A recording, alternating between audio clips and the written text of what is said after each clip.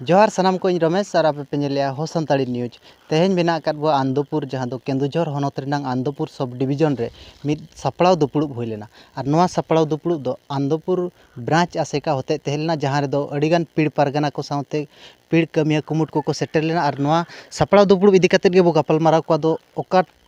माने हिजुकान ओका तारीख को ठौका किया चेद लगित सापड़ाव दुपुड़ुब हुईना ओनागे आको साला बो गालोचा देलाबो तबे कुली को आबो गोगे मासे अबिना उपरुम लेबी इलिंगा उपरुम हुयुक कना बिपिन बिहारी हांसदा नो आंदोपुर बिओ आसेका नि प्रेसिडेंट। अच्छा तेहेन जो सापड़ा दुपुड़ुब नोआ दो चेद खातिर सापड़ा दुपुड़ुब हुईना नोआ सापड़ा दुपुड़ुब तो नोआ ताहे कना तेहेन नोडे मोणे गोटा पीड़िन पारगाना को हानते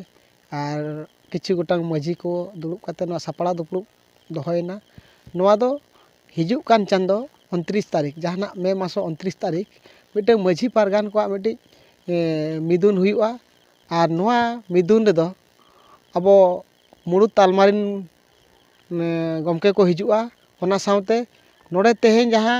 माझी को तिनांगान माझी को साला गोटा कना उनको दो माझी को मन साकाम बो एमा को ओना बखरा तेहेन नोआ सापड़ा दुपुड़ुब ताहेना।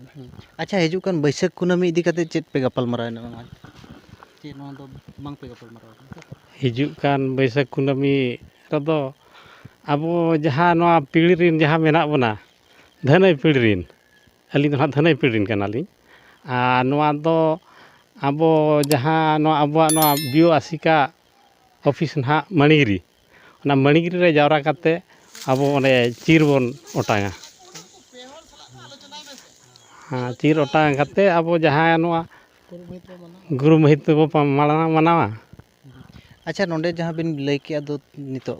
तो माझी को मन बो एमा को मेनते नोआ दो चे ओका लकान मन हा बो एमा को तेहेन माझी को मन दो नोआ लकान ना मन बो एमा को जहाँ माझी को आबो पुष्टव नेडा गोटा हकान जहाँ महामहित 1977 जहाँ बेतकुंद्री डहीरे जहाँ ठौका हकान पराब पुने ओना लेरंग आधार ते ओना महामहित लेकाते जहाँ तिना माझी को मना दो बंगा बुरु पराब पुने सेवा सेरवा आदो ओनकान माझी को ना तिना को साला गोटा हकना और उनको को ना मन दहड़ी बो चला को ओना साथे आकवा उपरुम सकाम बो एमा को उपरुम सकाम मेन खान दो जहाँ आइडेंटिटी कार्ड बो एमा को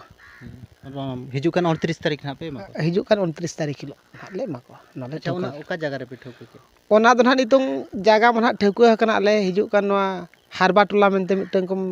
युत अतु मेना ओना हारबा टोला अतु रे ना ठौका हकना। अच्छा नोआ नोआ जो 29 तारीख दो मोणे गोटांग पीड़िन सनम माझी को पे मना को नोआ नोआ दो हुयुक कना नोडे मोणे गोटा पीड़ ओना सावते आरगे हाना भोगा मुंडे रे मिटeng बिओ आसिका मेना ओना बिओ आसिका न किछि माझी को ना को पेया पीड़ मेना ओंडे सारजम पीड़ दलमा पीड़ और मार्शल पीड़ नोडेन को माझी को ना तिनंग को सला दो ना बारिया बिओ आसिकारिन माझी को नोडे साला गोटा कते ना उनको नोआ मन दो ना बन मा को अड़ी अड़ी सराव और अब नेले को ठेन नेहर ताहन कना दो शेयर माबो ताकि हर को बाड़ाय दाड़े मा दो नोडे नोका दुपुड़ुब हुयुक कना और आबो बो नेहर दो बंगा बुरु ठेन नुकुआ दुपुड़ुब सार को मा चे सगुन को मा बेनते मा तो मुचेरे सनम को जोहार।